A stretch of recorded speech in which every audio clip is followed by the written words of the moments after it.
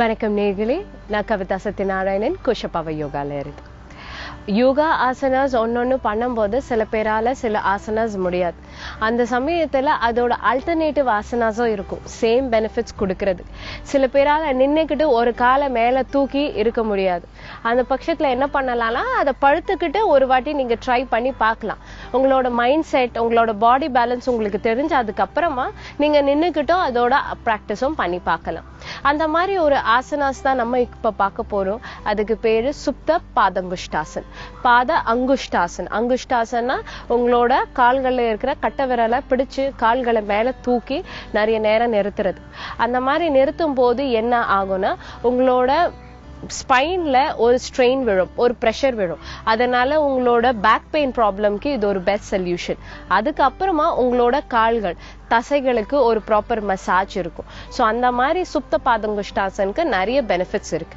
இன்னொன்னு, உங்களோட கால்களை மேல நீட்டி உங்க பாடி சுருங்கும் போது உங்களோட இன்டர்னல் ஆர்கன்ஸ், அதாவது லிவர் அண்ட் கிட்னிக்கு ஒரு சீரான பிளட் சர்க்குலேஷனும் அதோட ஃபங்க்ஷன் ப்ராப்பர்லி ஆகுறதுக்கும் பாதங்குஷ்டாசன் ரொம்பவே ஹெல்ப் பண்ணும். ஏன்னா நம்ம படுத்துக்கிட்டு காலை மேல நீட்ட போறோம். அந்த மாதிரி பண்ணும்போது உங்களோட அடிவயிறு பகுதியிலயும் உங்க பாடி சுருங்கும் போது மேலாப்புல, அப்போ உங்களோட இன்டர்னல் ஆர்கன்ஸ், அதாவது அடிவயிறு பகுதியில இருக்கிற உறுப்புகளுக்கு கரெக்டான ஒரு சீரான ஒரு பிளட் சர்க்குலேஷன்ஸும் இருக்கும்.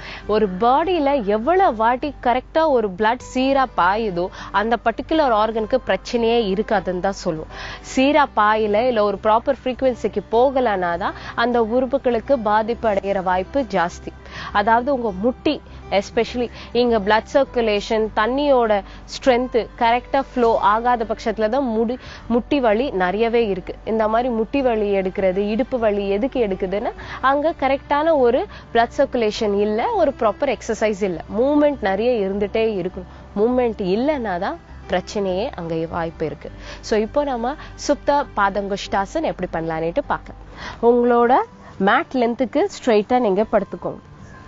படுத்ததுக்கு அப்புறமா மெதுவா உங்க ரைட் காலை தூக்கி முன்னாடி இழுத்து பின்னாடி ரிலீஸ் பண்ணுங்க. மறுபடியும் ஒரு வாட்டி ரைட் காலை முன்னாடி நீட்டுங்க, கொஞ்சமா ரிலீஸ் பண்ணுங்க. இப்போ லெஃப்ட் காலை மெதுவா தூக்கி ரிலீஸ் பண்ணுங்க. மறுபடியும் முன்னாடி இழுத்து ரிலீஸ் பண்ணுங்க. இந்த மாதிரி பண்ணதுக்கு அப்புறமா சுப்த பாதங்குஷ்டாசன் எப்படி பண்ணலான்னு பார்க்கலாம்.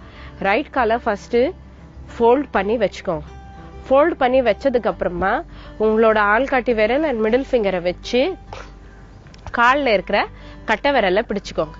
மெதுவா தூக்க பாருங்க. எனக்கு லென்த் முடியலன்னா, இவ்வளவுதான் பிகினர்ஸால முடியுதுன்னா அந்த பொசிஷன்ல இருந்து மூச்சு உள்ள வெளியேன்னு வாங்க பாருங்க. உங்களால முடிஞ்சுன்னா உங்க கால் ஸ்ட்ரைட்டா போகும், முட்டி வளையாது, இந்த மாதிரி ஸ்ட்ரைட்டா இருக்கணும். மூச்சு உள்ள வெளியே அண்ட் ஸ்லோவா நீங்க ரிலீஸ் பண்ணிக்கலாம். இந்த மாதிரி பண்ணும்போது என்னால நிறைய நேரம் இந்த கட்டை விரலை பிடிச்சுக்கிட்டு இழுக்க முடியல, ஆனா எனக்கு பிராக்டிஸ் பண்ணணும்னு நினைச்சீங்கன்னா உங்களோட ஆங்கிள், அதாவது கால் கொலுசு போடுற இடம் இருக்கு இல்லையா, அதை இப்படி பிடிச்சுக்கிட்டு ஸ்ட்ரைட் பண்ணி பிடிச்சுக்கிட்டு பாருங்கள. மூச்சு உள்ள வெளியே, மூச்சு உள்ள வெளியே அண்ட் மெதுவா உங்க கால்களை நீங்க ரிலீஸ் பண்ணிக்கலாம். மெதுவா காலை கீழே இறக்கி ரிலீஸ் பண்ணுங்க. இப்படி டக்குன்னு போடாதீங்க. போடும்போது உங்களோட ஹீல்ல வலி ஏற்படும். ஸோ அது உங்களுக்கு நல்லதுக்கு இல்லை. பைபோஸ்னால லெஃப்ட் சைட்லயும் பண்றது ரொம்பவே அவசியம். இப்ப மெதுவா உங்க லெஃப்ட் காலை எடுத்து உங்களோட லெஃப்ட் கையை வச்சு உள் பக்கமா வச்சு உங்க 2 விரலை வச்சு கட்டை விரல்ல பிடிச்சு தூக்குங்க. மெதுவா தூக்குங்க. மெதுவா தூக்கும் போது இங்க வலி ஏற்படும். தூக்கும் போது வலி ஏற்பட்டுச்சுன்னா வெயிட் பண்ணி ரிலாக்ஸ் பண்ணுங்க. அப்புறமா மெதுவா நீங்க தூக்கலாம். இன்கேஸ் உங்களால தூக்க முடியலன்னா உங்களோட ஆங்கிளை வச்சு மெதுவா தூக்குறதுக்கு ட்ரை பண்ணுங்க. இந்த மாதிரி தூக்கி நிறுத்தி மூச்சு உள்ள வெளியே, வலிக்கும் போது ரிலாக்ஸ் பண்ணிக்கிங்களா, இல்லைன்னா மூச்சு உள்ள வெளியே மெதுவா கால்களை கீழே இறக்கிடலாம் அண்ட் ரிலாக்ஸ் பண்ணிக்கலாம். மெதுவா மேல வந்துடலாம் ஸ்லோவா. நம்ம இப்போ சுப்த பாதங்குஷ்டாசன் பார்த்தோம். இந்த மாதிரி ஆசனாஸ் பண்ணும்போது நிறைய இடத்துல வலி ஏற்படும். வலி எங்கெல்லாம் ஏற்படும், அதாவது உங்களோட தொட பகுதியில தான் ஜாஸ்தி வலி ஏற்படும் அண்ட் முட்டியில ஏற்படும், காஃப் மசில்ல ஏற்படும். நாள்பட அந்த வலி போயிடும், ஆனா உங்களுக்கு அந்த பெர்ஃபெக்ஷன் கிடைக்கும். அங்க சீரான பிளட் ஃபோர்ஸ் இருக்கும்போது பிரச்சனையே வராது.